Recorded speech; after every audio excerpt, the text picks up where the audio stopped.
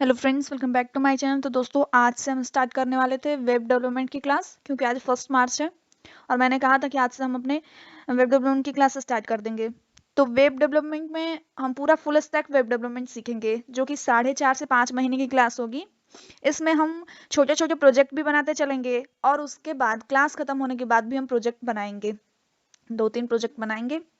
तो अब हम अपने आ जाते हैं अपने कोर्स पे कि हम फुल स्टैक वेब डेवलपमेंट में क्या क्या सीखेंगे, फ्रंट एंड में क्या क्या सीखेंगे, बैक एंड में क्या क्या सीखेंगे। तो फ्रंट एंड में हम देखिए HTML, CSS, JavaScript, bootstrap, Tailwind, ये चीज़ें हम फ्रंट एंड में सीखेंगे, जिसमें सबसे ज़्यादा इजी HTML होगा। HTML सीखने में आपको ज़्यादा भार नहीं लगाना पड़ेगा, अगर आपने पहले से कुछ पढ़ा है तो। अगर नहीं पढ़ा है तब तो मेहनत करनी पड़ेगी। अगर कुछ कुछ पढ़ा है HTML में तो ज़्यादा भार नहीं है HTML में। बैकएंड में हम क्या क्या सीखेंगे, तो एक्सप्रेस, नोड जेएस, डेटाबेस में SQL, मोंगोडीबी और डॉट रिएक्ट, ये सबसे हम लास्ट में सीखेंगे और सबसे ज़्यादा वर्क इसी पे करेंगे, डॉट रिएक्ट पे।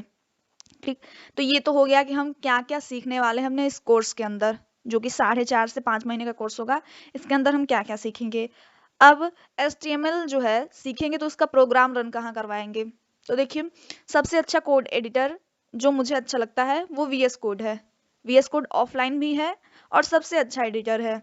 मैं बता दूंगी कि आपको VS कोड कैसे डाउनलोड करना है, कैसे उस पर प्रोग्राम रन करवाने हैं।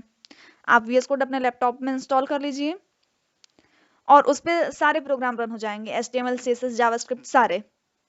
ठीक, तो अब हम देख लेते हैं कि आज जो चीज़ें हमको पढ़ना है, कल से हम अपने HTML की क्लास स्टार्ट करेंगे।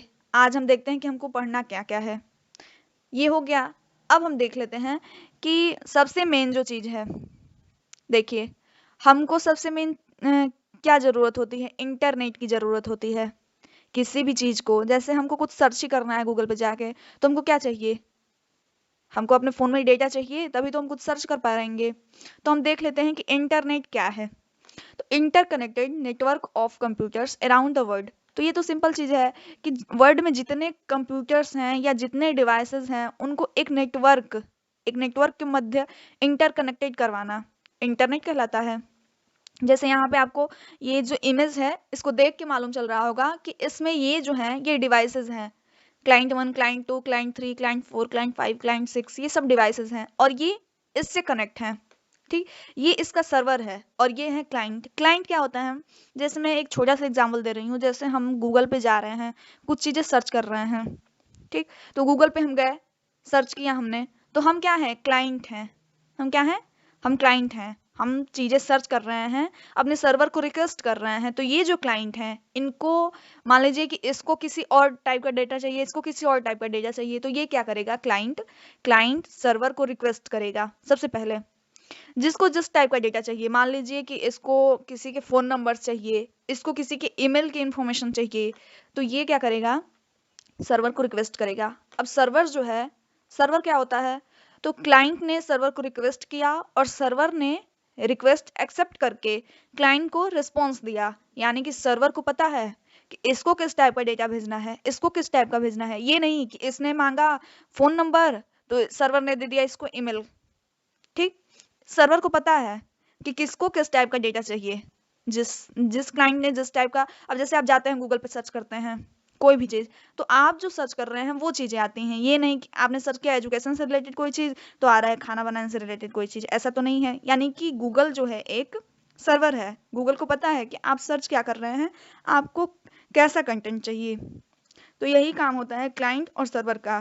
क्लाइंट जो है वो रिक्वेस्ट करता है सर्वर को कि मुझे इस टाइप का डेटा चाहिए, और सर्वर जो है उसके रिक्वेस्ट को एक्सेप्ट करता है और क्लाइंट को रिस्पॉन्स करता है कि लो तुमको इस टाइप का डेटा चाहिए तो ये तुम्हारा डेटा है। तो इससे हम समझ गए कि इंटरनेट क्या है।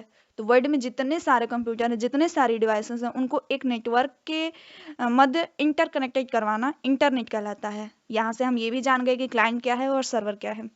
अब हम देखेंगे कि इंटरनेट काम कैसे कर रहा है। तो इंटरनेट के काम करने का प्रोसेस है, इसमें सबसे पहले क्लाइंट है। क्लाइंट आप भी हो सकते हैं, मैं भी हो सकती हूँ, या वर्ल्ड का कोई भी इंसान हो सकता है जो भी गूगल पे जाके सर्च कर रहा है। मान लीजिए मैं गूगल पे गई, गूगल पे मैं amazon.in या google.com मैंने सर्च किया, तो मैं क्या हूँ, क्लाइंट हूँ। किसी चीज़ की ज़रूरत है, मुझे किसी इंफॉर्मेशन की ज़रूरत है, मैं उस चीज को सर्च कर रही हूँ, सर्वर को रिक्वेस्ट कर रही हूँ, मैं उस टाइम पे क्लाइंट हूँ, वो क्लाइंट आप भी हो सकते हैं। ठीक, क्लाइंट जो क्या करता है, जो भी वो सर्च करता है अपने गूगल पे, तो वो सबसे पहले रिक्वेस्ट किसके पास जाती है, आईएसपी के पास। आईएसपी क्या है, इंटरनेट सर्विस प्रोवाइडर, इसका फुल फॉर्म है। आईएसपी भले आप लोग ने नहीं सुना होगा, लेकिन जियो, एयरटेल, वोडाफोन, ये आपने सुना होगा। ये नेटवर्क हैं, अगर ये आपको इंटरनेट प्रोवाइड ना करें तो आप गूगल पे जाएंगे, कुछ सर्च करेंगे, अगर आपके फोन में इंटरनेट ही नहीं होगा तो आप कोई भी चीज सर्च करेंगे तो आएगा ही नहीं, है ना। तो वही चीज आईएसपी है। आईएसपी क्या है, तो आईएसपी डिफरेंट डिफरेंट टाइप्स के हैं, जियो है, एयरटेल है। कोई इंसान है जो जियो यूज कर रहा है, कोई एयरटेल यूज कर रहा है, अगर आपको एयरटेल इंटरनेट की सर्विस प्रोवाइड ही ना करे तो आप कोई भी चीज सर्च नहीं कर पाएंगे। तो यही चीज है आईएसपी। क्लाइंट कोई भी चीज सर्च करता है तो सबसे पहले वो आईएसपी के पास जाता है, यानी कि आपके फोन में जो नेटवर्क है, जियो का अगर सिम है तो जियो पहले पहले जो भी आप सर्च करेंगे उसका रिक्वेस्ट आपके जियो के पास जाएगा। जियो आपको इंटरनेट की सर्विस प्रोवाइड कर रहा है तो आप कोई भी चीज सर्च कर पा रहे हैं। अब आईएसपी के यहाँ से फिर रिक्वेस्ट कहाँ जाएगी, डीएनएस के पास। डीएनएस क्या है, डोमेन नेम सिस्टम। ये एक समझ लीजिए कि डिक्शनरी है, जहाँ पे हम बहुत सारी चीजें, डोमेन नेम जहाँ पे स्टोर हैं, बहुत सारे डोमेन नेम स्टोर हैं, हम कोई भी डोमेन नेम सर्च कर सकते हैं। डोमेन नेम अब क्या है सोच रहे होंगे आप, जैसे google.com है, amazon.in है, ये डोमेन नेम है। ठीक, तो डीएनएस का फुल फॉर्म आपने जान लिया कि डोमेन नेम सिस्टम है। अब डोमेन नेम सिस्टम देखेगा कि क्लाइंट सर्च क्या कर रहा है। क्लाइंट ने सबसे पहले आईएसपी को रिक्वेस्ट किया, आईएसपी इंटरनेट प्रोवाइड कर रहा है, इसकी वजह से वो रिक्वेस्ट हमारी डीएनएस के पास जा पा रही है। डीएनएस क्या है, डीएनएस देख रहा है कि क्लाइंट चाहता क्या है, amazon.in पे जाना चाहता है या google.com पे जाना चाहता है, क्या चाहिए उसको। तो वहां पे डिफरेंट डिफरेंट टाइप्स के डोमेन नेम वहां पे स्टोर हैं, तो वो क्या करेगा, वो आपको डायरेक्ट क्लाइंट को प्रोवाइड कर देगा। जैसे प्रोसेस एकदम नॉर्मल है। आप सोचिए कि आप गूगल पे गए, गूगल पे आपने सर्च किया google.com, ठीक, तो अंदर का प्रोसेस तो आपको मालूम नहीं चल रहा है। आपने तो google.com सर्च किया, आपके फोन में इंटरनेट है तो तुरंत ही आप पे बहुत सारे लिंक आ गए google.com के। लेकिन एक्चुअली में क्या होता है कि जो क्लाइंट होता है, कोई भी चीज अगर सर्च कर रहा है किसी भी सर्च इंजन पे, गूगल पे या क्रोम पे, तो सबसे पहले क्लाइंट जो सर्च कर रहा है वो रिक्वेस्ट आईएसपी के पास जाती है। यानी कि जो सिम आपके फोन में लगा है, जियो का, एयरटेल का, अगर वो आपको इंटरनेट प्रोवाइड कर रहा है तब तो चीजें सर्च होके आ जा रही हैं। आईएसपी जो है डीएनएस को रिक्वेस्ट करता है कि क्लाइंट ये चीज मांग रहा है, इसको नहीं पता है कि तुमको क्या चाहिए, ये तो बस जानता है कि हमको इंटरनेट मिला और हमने प्रोसेस को आगे बढ़ा दिया। लेकिन इसको चिंता है कि तुमको क्या चाहिए, क्लाइंट को क्या चाहिए, डीएनएस को चिंता है। तो डीएनएस क्या है, डोमेन नेम को स्टोर करके रखता है। ये देखेगा कि क्लाइंट को किस चीज की जरूरत है, तो वो चीज इसके पास स्टोर है, ये क्या करेगा, डायरेक्ट क्लाइंट को भेज देगा। तो ये प्रोसेस है हमारा कि इंटरनेट वर्क कैसे करता है। अब नेक्स्ट हम देख लेते हैं। जैसे देखिए, ये एक सिंपल सा एग्जाम्पल है। जैसे आप गए amazon.in पे, आप अमेजोन यूज करते होंगे किसी भी चीज को मंगाने के लिए, शॉपिंग वगैरह करने के लिए। तो सबसे पहले हम गए amazon.in पे, वहां पे सर्च होता है, सर्च पे गए, हमने सर्च किया। तो अंदर का प्रोसेस क्या है, अगर मान लीजिए कि आपने कोई कपड़ा ही सर्च किया या फिर आपको किसी इलेक्ट्रिक डिवाइस की जरूरत है, वही चीज जाके अमेजोन पे सर्च किया, जो भी चीज आपको जरूरत है। ठीक, तो आप तो देख रहे हैं कि मैंने सर्च किया और तुरंत ही आ गया वहां पे कि ये चीजें इलेक्ट्रिक डिवाइस है, ये केटल है, ये फ्रिज है, ये कूलर है, जो भी चीज आपको चाहिए। लेकिन प्रोसेस क्या है ये देखिए, amazon.in पे जाके आपने सबसे पहले सर्च किया, तो वो किसके पास रिक्वेस्ट गया, सबसे पहले अमेजोन सर्वर के पास। ठीक, अब ये सोचेगा कि ये चीज क्लाइंट सर्च कर रहा है, अब इसने रिक्वेस्ट किया अमेजोन सर्वर को कि क्लाइंट ये चीज रिक्वेस्ट कर रहा है।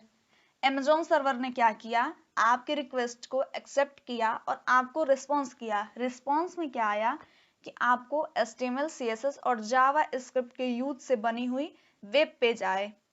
ठीक, यहाँ पे मैंने कुछ ऐसा ही दिखा दिया है, लेकिन एक्चुअली में आप जो चीज यहाँ पे सर्च करेंगे मान लीजिए अगर आप इलेक्ट्रिक डिवाइस सर्च करते हैं तो सबसे पहले वो रिक्वेस्ट, मैंने इसलिए ये बनाया है कि ताकि आपको समझ में आ जाए कि प्रोसेस क्या है। सबसे पहले हम जो भी सर्च करेंगे वो रिक्वेस्ट अमेजोन सर्वर के पास जाएगा। अमेजोन सर्वर जो है आपके रिक्वेस्ट को एक्सेप्ट करेगा और आपको रिस्पॉन्स करेगा। रिस्पॉन्स में क्या करेगा, जो आपने सर्च किया वही आपके रिस्पॉन्स में आएगा, और वो चीज किससे बना होगा, HTML, CSS और जावास्क्रिप्ट से मिलकर बना होगा। ठीक, तो ये सब प्रोसेस हैं। आज की क्लास में कुछ ज़्यादा नहीं सीखेंगे, यही नॉर्मली जो चीज़ें हैं कि कैसे हम कोई भी चीज़ सर्च कर रहे हैं तो कैसे वो चीज़ हमको प्रोवाइड हो रही है, प्रोसेस क्या है, ये चीज़ें हम जान गए। इंटरनेट हमको चाहिए ही चाहिए, इंटरनेट काम कैसे कर रहा है, क्या प्रोसेस है। ISP का full form internet service provider, और DNS का full form domain name system. ये चीज़ें याद करने लायक हैं। अब हम देख लेते हैं आज की क्लास में कि हमको किस किस चीज़ की ज़रूरत पड़ेगी क्लास को करने के लिए। तो पहले तो आपको लैपटॉप या कंप्यूटर की ज़रूरत पड़ेगी।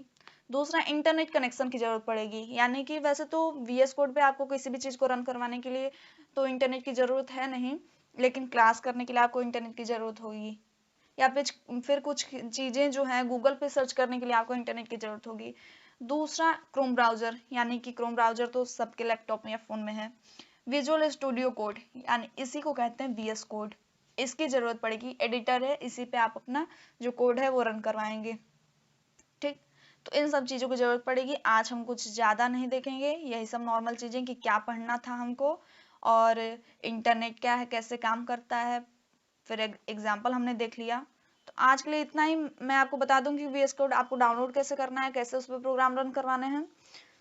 तो अगर आपको ये क्लास पसंद आई हो तो आप क्लास कंटिन्यू करिए, और डेली ये क्लास चलेगी एक दिन के गैप पे। मान लीजिए अगर मैंने आज क्लास प्रोवाइड किया HTML तो लगातार चलेगा, क्योंकि HTML उतना हार्ड है नहीं, लेकिन और सब क्लासेस जो हैं वो एक दिन के गैप पे चलेंगी। जैसे जब से CSS स्टार्ट होगा, तो जैसे मान लीजिए कि आज अगर मैंने CSS अपलोड किया, CSS की क्लास, तो कल नहीं अपलोड करूंगी, परसों अपलोड करूंगी। ऐसे एक दिन के गैप पे आपकी CSS की क्लास चलेगी, HTML की क्लास डेली चलेगी। तो दोस्तों आज के लिए इतना ही, मिलता है नेक्स्ट वीडियो में। तब तक बने रहिए हमारे चैनल डिप्लोमा डाटा के साथ। अगर आपको वीडियो पसंद आए तो लाइक करें, चैनल को सब्सक्राइब करें। Thank you.